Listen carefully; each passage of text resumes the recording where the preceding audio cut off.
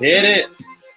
Hey guys, welcome to another episode of Life Spirit Tech. We are live. We are abundant. We are here with Jason McKenzie, aka Hollywood McKenzie, out of California, out of the masteryofwellness.com. He is going to explain the process of coaching and life coaching, how you can enhance your life, how you can improve your soul. How are we doing? Without further ado, Jason. What's up, Ryan? Thank you, man. I'm doing wonderful. Currently in LA, actually, with a friend, and it's a little foggy, and it's nice. I like the fog. It's kind of protective from the sun that's always beating down sometimes, and it feels nice. Nice. So you're out there in LA. You're experiencing the high life, experiencing the vitamin D saturation. Yeah. You're getting into this journey. How did you start your process? How did you get into this field? So it's I guess to put a point on it. I had a few health conditions going on when I was younger. I only recently found out it was a few, and I always thought it was one. An autoimmune condition that basically I ended up controlling my life, and to different extents, to totally taking over like my physical health, to my emotions and my cognitive health. And basically there was just one point where it was one day and I said, all right, things are going to be different now. And it was like, I could feel it throughout my body. And it was like the first time I really gave myself an affirmation. And so it was totally coming through, and I said, things are going to be different now. And basically from then on, I made slow increments, and it was, and sometimes I probably learned it the hard way. I chose to be very hardcore about things, and there was some byproducts of that. Essentially that was probably about 7 or 8 years ago, and where I'm at now is like the conditions that I had are kind of like these gifts, right? And so they helped me govern the way and the path, whatever you want to call it, my journey, and it helped govern like who I am, and it helped me show who I am like on the inside, and like what I have to offer to this world. And those were the challenges that I had to get through. And yeah, like I've like pretty much become like a kitchen alchemist. I'm trained in yoga, trained in emotional intelligence. I've done emotional intelligence like training, like on myself. Voice. Right. The difference there is like I'm training to facilitate, and then I'm like basically being facilitated with the emotional intelligence. And then some deep spiritual work, with some plant medicine, some meditation, and covering all bases, I see. Yeah, man, we got to, right? Man, I love that. And you're hitting all the sort of the buttons that I pressed as well along the journey, and I'm still working on it. And I know that the travel, I know that my journey to California, getting out of the mindset of the negativity and the political structure of the DC area, very well, me and Jay went to school together, and it's so uplifting when you get to the places that are environmentally in the growth mindset. We can start discovering what we're allergic to, what we need to do differently with our bodies, how we can cure attention deficit disorder, how we can learn to conquer our minds, conquer our passions, and identify these stories that we keep on telling ourselves. So it's a great way to be in observation of ourselves and know what we want to grow to be, and then have solutions and coaches, and realizing that everything we've been told from a perspective of a doctorate or a doctor giving us advice has been a sham, has been a lie.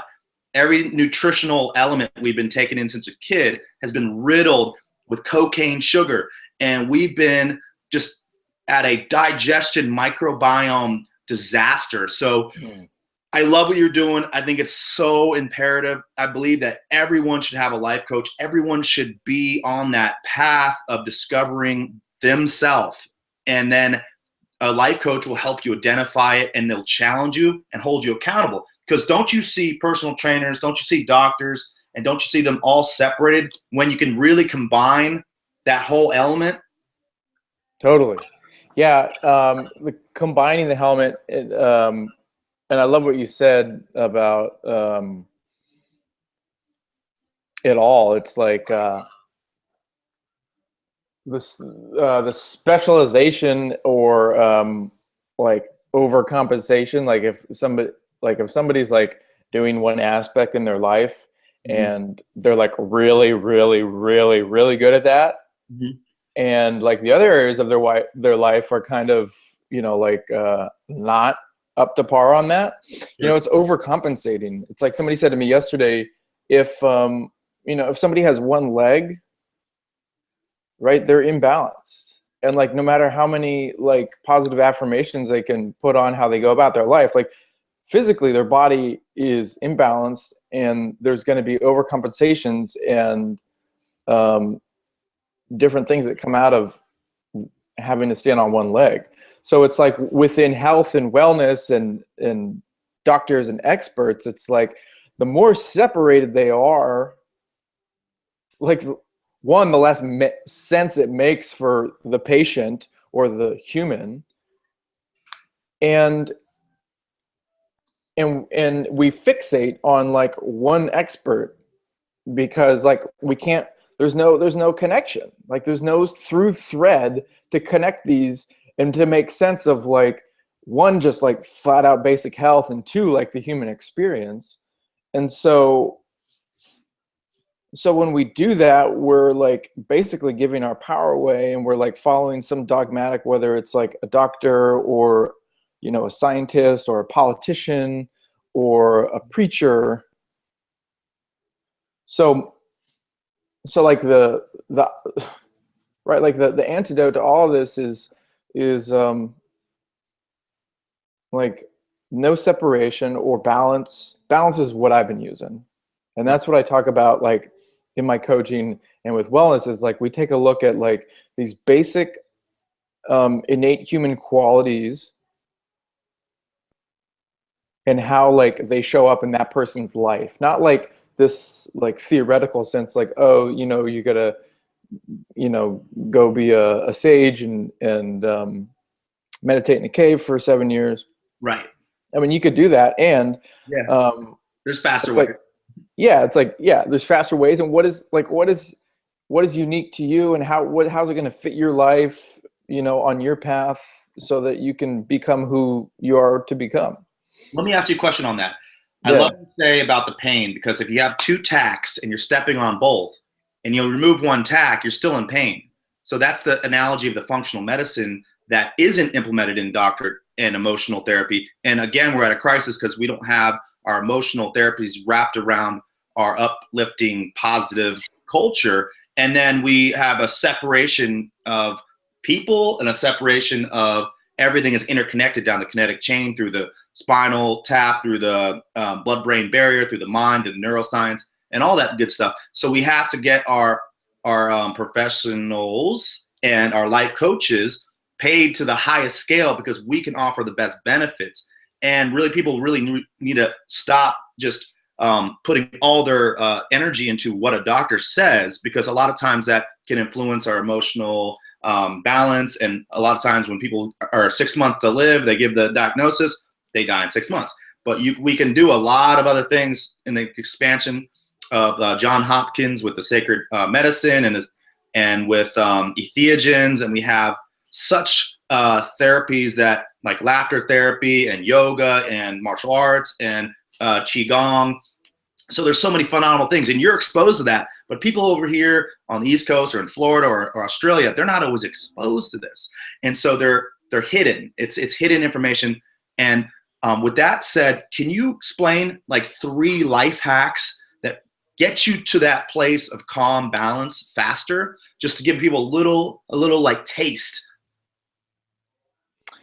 So there's like so there's a technical thing going on. I heard the question, you wanted 3 things. About the like life hacks that you can get to a place. Well, hold on. So there's like okay, so now it's clear. No, it's an echo. Okay. Huh.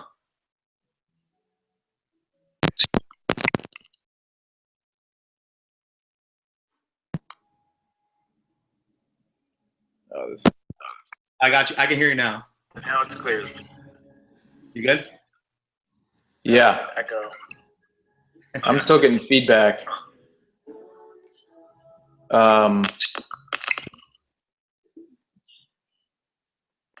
Yeah, hold on. Oh man.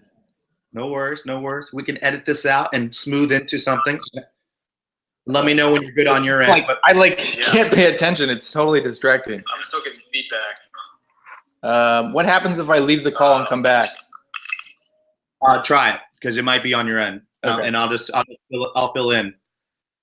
Okay, so but basically what we're saying is when you have your life in a distraught manner, okay, we have to really, now that Cleveland Clinic's picking up with Mark Hyman's work with a doctorate education to balance the mental health, to balance the spiritual health, and balance the nutrition. Let food be thy medicine is the key. And what we are asking is whether Jason can give us some of the easiest ways to just bypass all the BS and all the information overload to get to us to a point where we can expand faster and practice perfectly rather than practice just because we're practicing.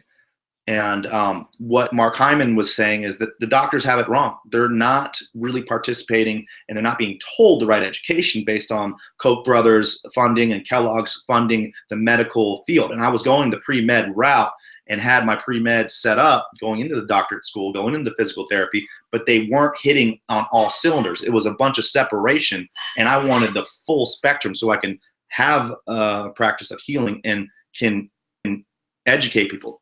Jason, you hear me? He'll be right there. He's just fixing the soundboard here. And so what we're working with is having a element of where doctors are honest, and the pharmaceutical is honest, and the mental health area is honest, and we can find better ways, and we can use the ancient forms with the modern forms and combine it, infuse it, make a cocktail of healing. And so the trouble here is the establishment wants to tell us that medicine is the only way, and pills, and there's something wrong with you. You can't pay attention. But guess what? We have a lot of energy as males and as strong females. We have a lot of energy, and we are rushing and flying around and taking life by the horns like we always have, and we always survive because we come from a long generation of survivors and thrivers. And we're told not to laugh. We're not we're told to just be silent. And schools kind of need to shift to the abilities of everyone based on the Myers-Briggs personality exam. So know yourself, know thyself, know thyself, know thyself, over and over. Know thyself. Know thyself, man. That's what's up. All right, I'm here. Sorry about that. There was a total echo. So what I got from you is 3 things that can improve somebody's life now. Is that what the question was? Basically, like an easier way, because we live in a now culture, right? So right. They don't have the time to meditate in the cave and go to Tibet, and sometimes not even the Bali retreats or the Hawaiian, Mexico retreats. So my question is, how can someone get it sooner, better, faster? What's the best form? Okay. Yeah, because that's a reality. So the first thing I would say is like coming to the present. And one way to do that is to acknowledge a sense of gratitude for yourself, for those around you, for what you have in your life, like material things. Sure. Maybe even if you have the time, go back further and like how far you've come to that and what you have had. So a sense of gratitude really empowers us because it gives us a chance to look at the reality of where we are right now. Right. And it also doesn't separate us from what we want. Right. Right. It's like, I want X. And just because I'm not there right now, it doesn't mean that I'm not going to get it or get there. So the sense of gratitude is very grounding, stabilizing. It invites in abundance because it's already there. Right. Yeah. So that would be the first thing. The second thing I would say is either, depending on who you are, what do you want to feel? Like, so like, let's say you wake up in the morning, what do you want to feel today? Like, what do you want today to feel like?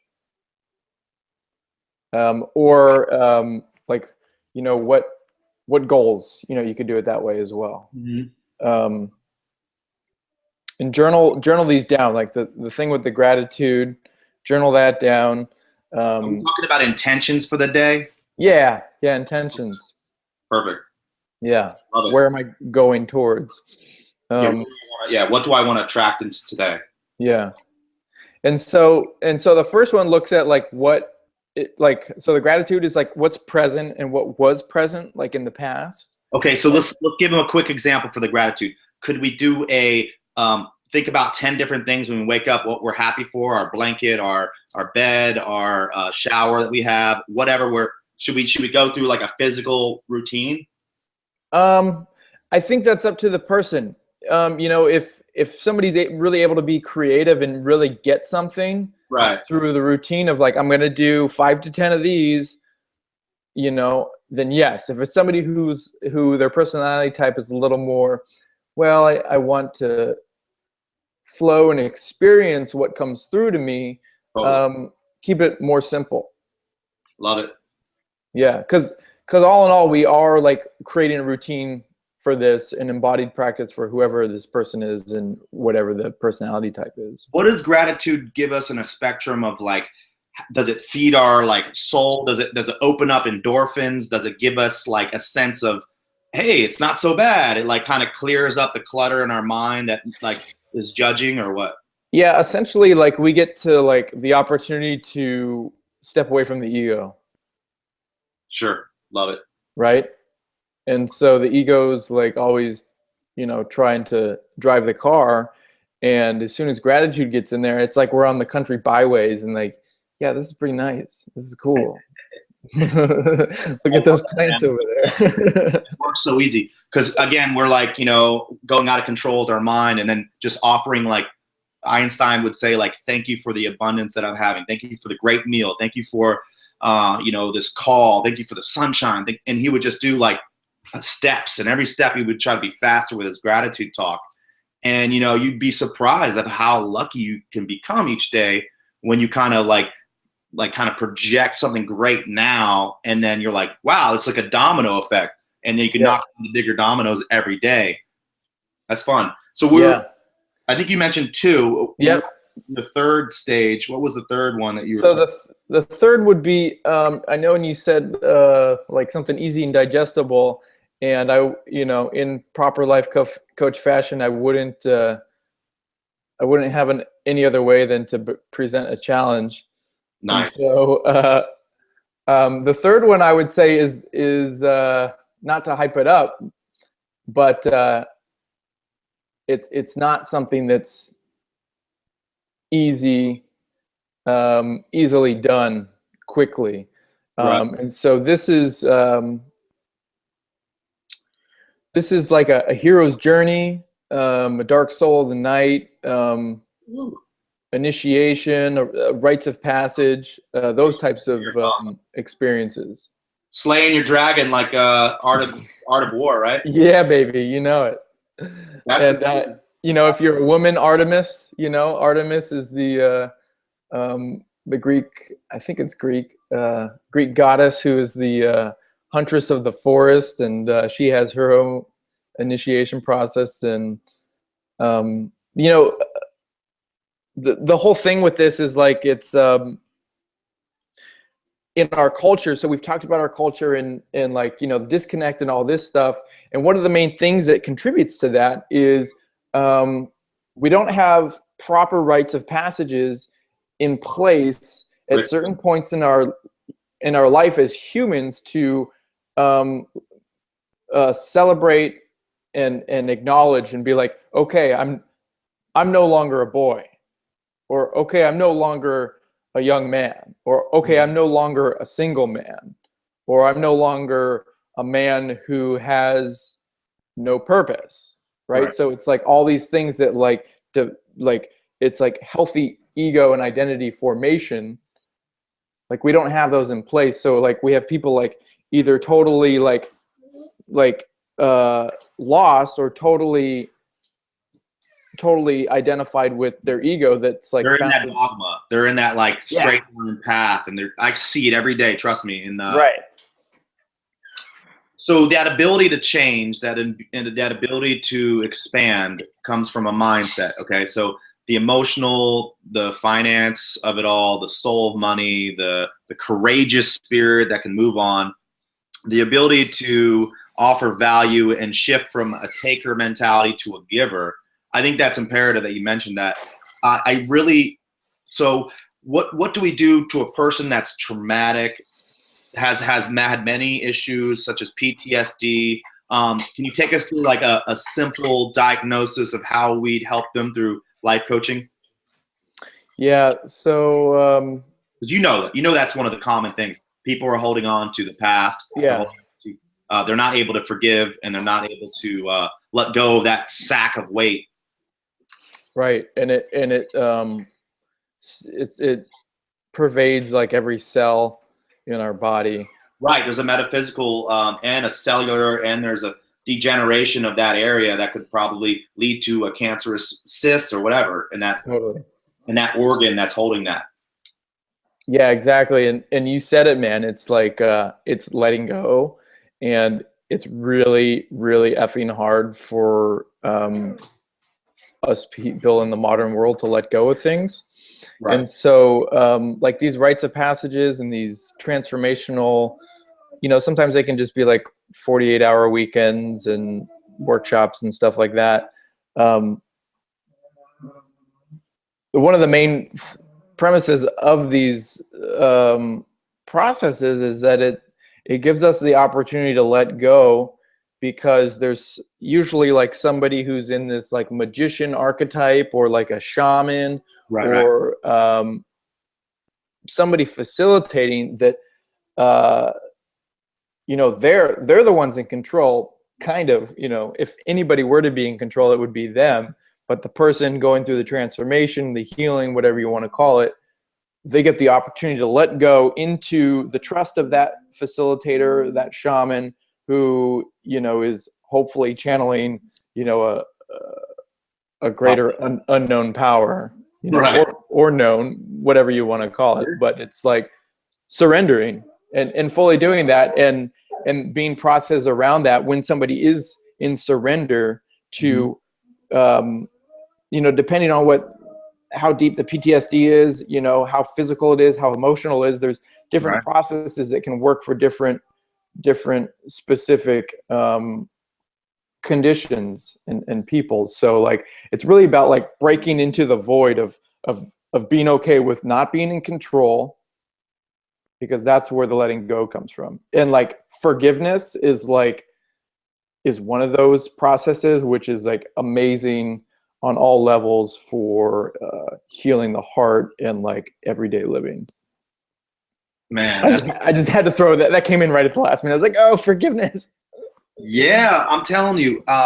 You know, I see a lot of people that are working with the plant medicine, the altered states of consciousness, and there's really a lot of. I go back to routines and shifts. I like to have people work through a new routine, a new way to work, a new way of eating, and a new way of of quieting their mind, whether it be transcendental meditation or it be yoga or it be Tai Chi, or it just will be the box breathing, the in for 4, out for 4, and really controlling that little bit of facet of your life that you can control.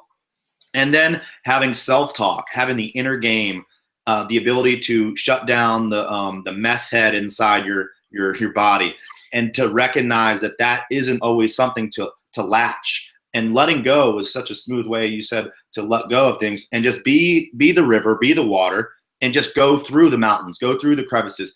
And it's easier said than done, but with the PTSD, I see a lot of people struggling, and they may need to be at a higher level of consciousness. They may be able to graduate like we go through grades or we go through belts. They probably need to learn a new form to get to the green belt or get to the blue belt. They may need to learn how to wrestle the inside demons. They might need a purge. And a lot of times I believe there's a demonic energy that can infest in somebody. I've seen it. You can see it in people's eyes throughout the world. You can see it, the anger in some cops and criminals and just people who have had traumatic instances, or they come back from war, or they could be, I don't know, they could just, everyone has a dark side. So that dark side we must embrace, but we must purge it too. And that's where I think that plant medicine, like recreational stuff that we've been using for centuries, and our ancestors, and even some people say that the burning bush was the Moses and the ayahuasca plant. And I really see that long-lasting change is happening. And John Hopkins and Harvard's getting on board, and CNN.com is doing documentaries. We're seeing Chelsea Handler go out to the Peruvian jungle and take a cup of ayahuasca. And she actually had a breakthrough, because I believe she was a little mentally ill with some sort of alcoholism and things of that nature. And she sort of had a breakthrough where she remembered her childhood. She purged the past. And I really think that people should give it a chance. If they really are at that depth of suicide where there's like 25 people a day right in your hood, right in San Diego, Pendleton area. And we need to, that's common right there. But you still need to do the work. You still need to have people to coach you through it. You need to hire life coaches like Jason and myself. And you should talk to people and really not bury everything inside, because I had a lot of people that I had clients that bury stuff inside, and that led to back pain, that led to injuries, that led to bad luck, whatever you call it. So you create your own luck. So, do you want to expand on that, or do you want to just? Yeah, it was really well put. And one of the key things that comes up, having transformed my own life and, witnessed other people transform and learned from other people that have transformed, is like integrating. Like after the new way of being is established, how do I not necessarily go back to my life? Yeah. You knew something. How do I go back to the world that I live in? The ordinary world, like Joseph Campbell said, right? Right, exactly. Oh my gosh, I'm with you. I'm here now. It's like, whoa. Yeah, so that's it's like maintenance and grounding, and that's where I come in, is like, okay, so once somebody knows what they want, like, that's easy, because we just go after that. And maybe easy is putting it lightly, because it's not. All the time. But what I do is I hold somebody accountable for what they want. Yeah. And I mirror them, and nice. I challenge them. Nice. And when I see something that's incongruent with themselves, I point that out, because that's a blockage on their path to what they want. So you're sort of asking someone, what's your why, right? And then instilling faith, right? And you're helping with their self-talk, right? Yeah. And I think of myself as a warrior Sherpa. You're helping them carry their sack up the mountain. I love that. Yeah, and I'm also very firm and direct. All right. So how would you instill, because I used to be people's rocks, and I would not help them uh, gauge them an accountability factor. They needed me to survive. So I wanted someone to be facing their own hero's journey and go for their own. I couldn't always be there in the corner. I wasn't in the Rocky Balboa corner. I was, they had to go fight their own fight eventually. So, you're kind of like the Yoda, but how would you encourage someone to like listen to their gut feelings and maybe find their tribe? That's an excellent question, and I love that. It's like, so the gut always wants to say something to us, whether it's like a thought on what we should do or like what it's feeling. It's always sending messages. There's more serotonin receptors in the gut than in the brain.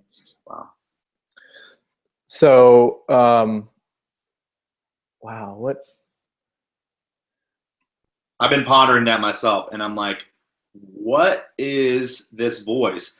And it's like a feeling, but sometimes it's like quiet and distracted. So I have to like tune in again. And then it's been lately like, what should I eat? I like ask the question, and then like I'm sort of like working that gut muscle, like that internal muscle, and I'm listening to it and trusting it a little bit more. I'm like, why am I taking this road? And then I notice like a beautiful tree that I'm supposed to see during this, and I'm supposed to see a sign that says like go for it way or avenue, and I'm like, oh, I'm supposed to contact Mackenzie and see if he can come on and we could talk about his Mastery of Wellness site, and I'm like, all right, that's sort of a weird synchronicity, and so like kind of trusting that gut, but I'm wondering if you can make it,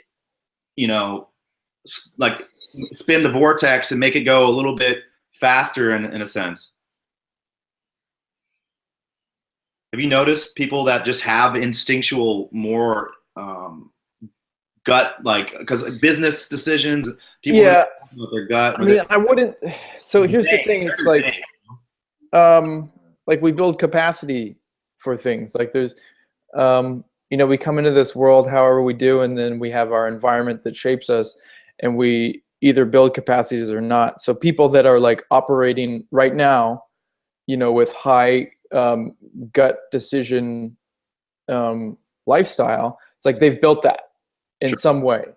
And what I would say is, the gut is like, it's our protector from the world.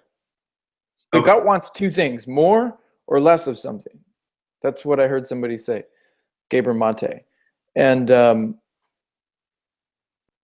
so, is it connected to the pineal gland? Because when we meditate, they're in sync, right? Because the chakras are all down the line, and then sometimes you see the visual, but the gut is the kinesthetic feeling, right? Right.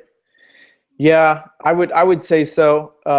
I mean, it's all connected, and then like if we were to like break it down more closely, I probably wouldn't be the person to ask that. I got a quick theory. I think that when we detox and when we start opening up, when we start reading, when we start thinking for ourselves, I believe our pineal gland opens up, because we have heavy fluoridization in our water. We have low magnesium. We have low zinc supplies. We have our fertile soil is not as fertile as it once was. We're depleting a lot of our animal byproducts by taking in antibiotics and hormones.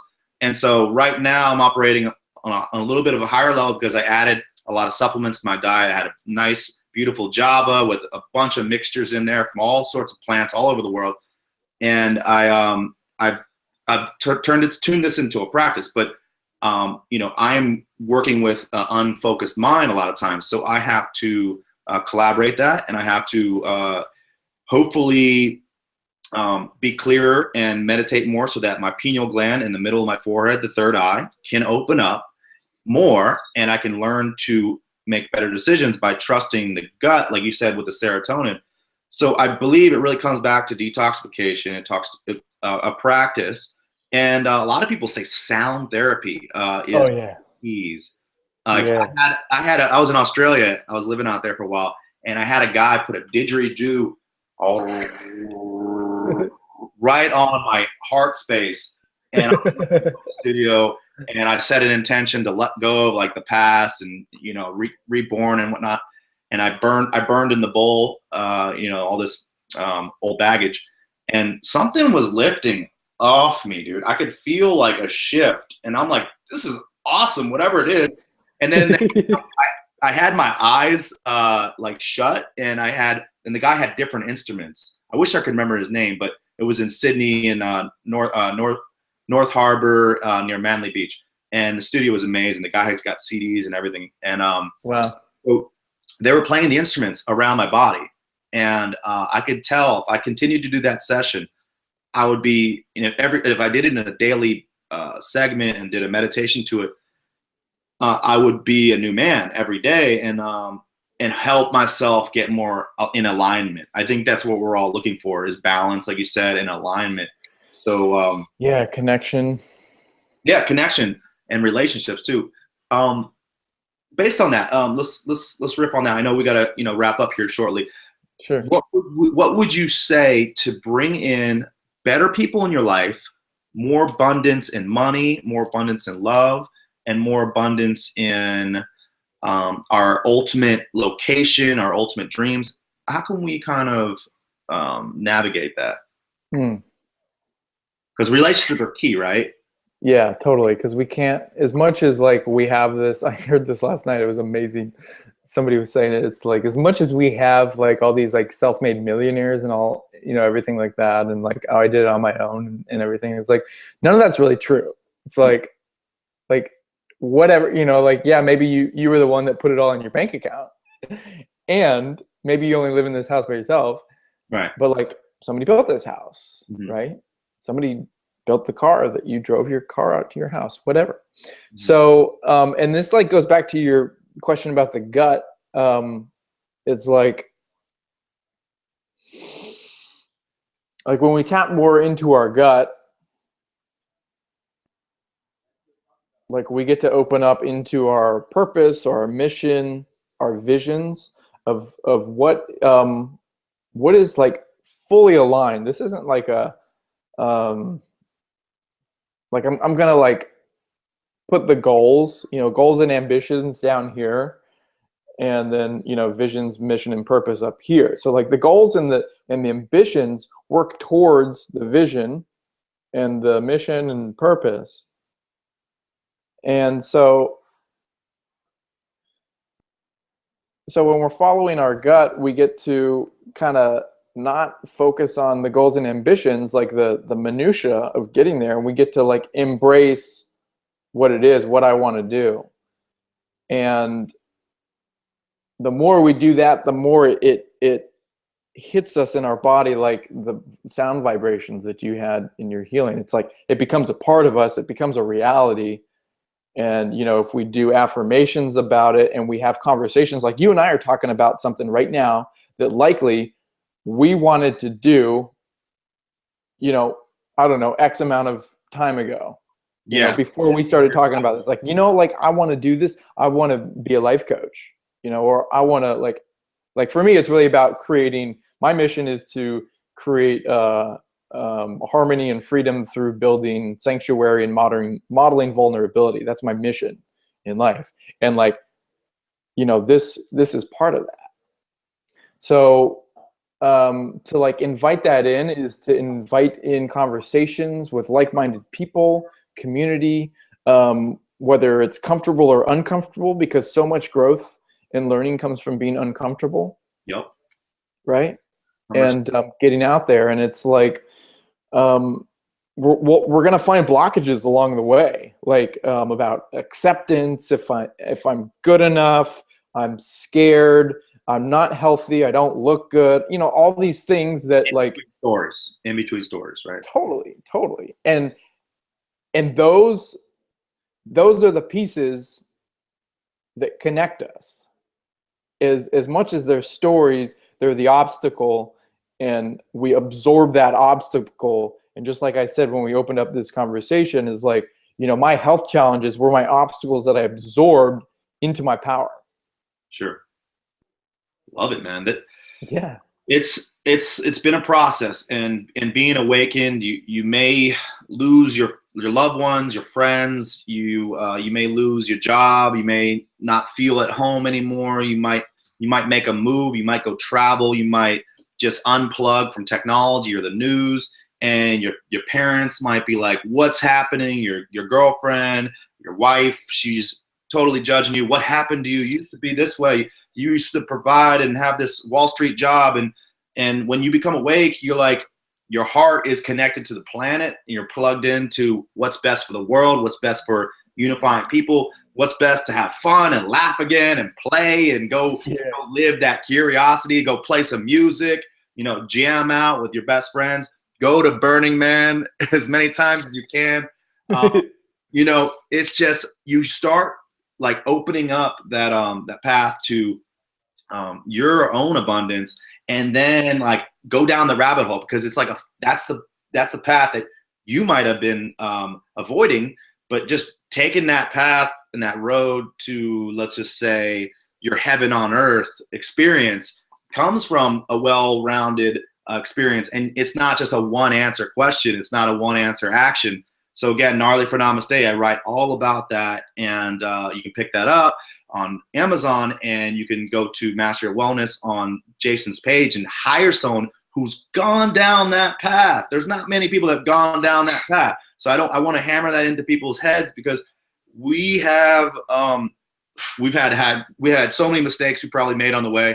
We've gone broke. We've started new companies. We went through the employees that didn't work, or the editors that didn't write the book right. We learned from the scam artists. We went to the wrong yoga studios, whatever. We had to battle demons, whatever the fuck we had to do.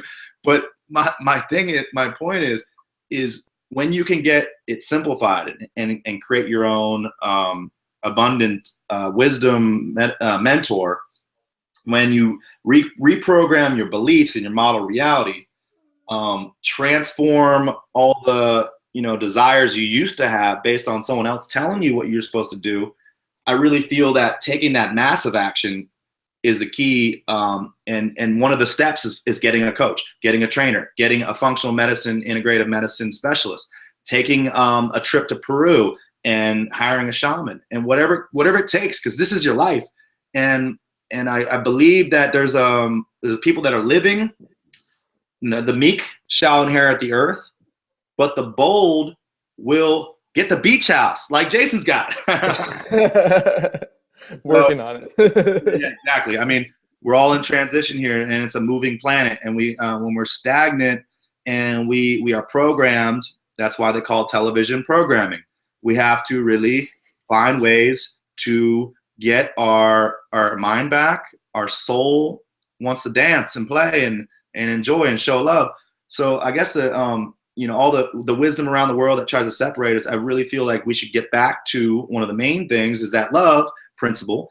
And fear is love too. We just need to recognize it and go towards it. So everything is love, but we just need to remodel our mindset. So I want to wrap this up with a great question that Jason, at the end of your life, you're on your deathbed, right? Mm-hmm. 90 years away from here, right? So your family's surrounding you, your best friends, maybe you're like in this virtual hospital, whatever it is, and you're asking everyone, how's their experience with you been, and what they wanted to say, all your work's been destroyed, all your work's been, there's a file that got mismanaged, and there was a flood, whatever happened, but your work's been destroyed. So they want to renew your work, and they want to say, what was Jason all about as a life coach, offering his services and value to people? What was Jason's what can you write down on this one page, paper with a pen? What would you kind of put down there? Maybe 3 things that you can kind of offer somebody to fill in the gaps. I like that one.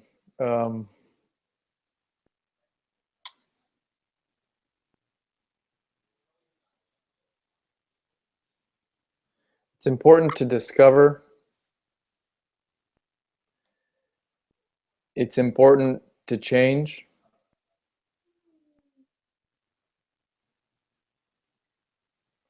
And it's important to let go so that we can love ourselves and those around us in a deeper way. Love it, man. That's wisdom, guys. We'll see what I end up saying. Man, I appreciate the time you had, man. I know you got to run. Yeah, thank you, brother. Up, bro, and it's so good to see you, man. We're gonna reconnect.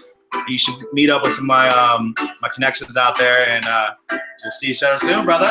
All right, man. Peace to you. Thanks for coming on. Hey, yeah, thank you. Go to masteryourwellness.com, guys. Hire Jason out. He's the real truth, guys. Check him out. Peace. Yeah. Peace.